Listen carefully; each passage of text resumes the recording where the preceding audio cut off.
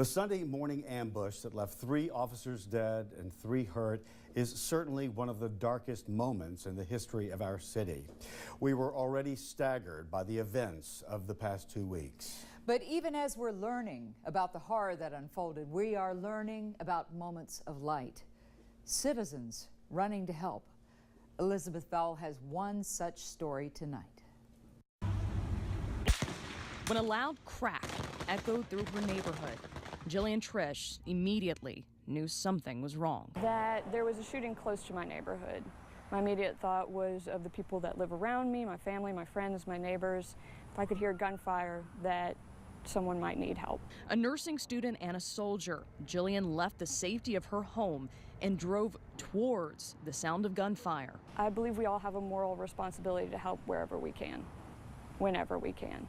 And yesterday was my opportunity to help where I could. It took Jillian just 5 minutes to get to the scene. By then, first responders were already in action.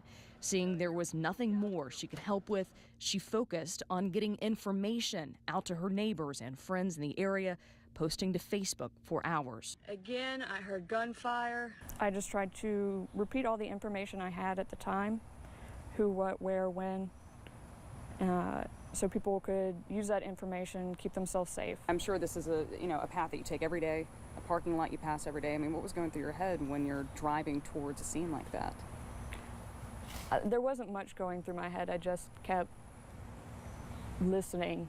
Jillian spent more than 4 hours sitting in her truck posting updates, keeping her friends informed. This is where I was initially. Driving back to that parking lot 24 hours later, she says what she saw still hasn't sunk in. My hope is that as a city, we embrace our differences, look at our similarities, and to open dialogue with each other. Some have called her willingness to run towards danger heroic, but Jillian insists she was just telling a story. The heroes yesterday were in uniform. I was not.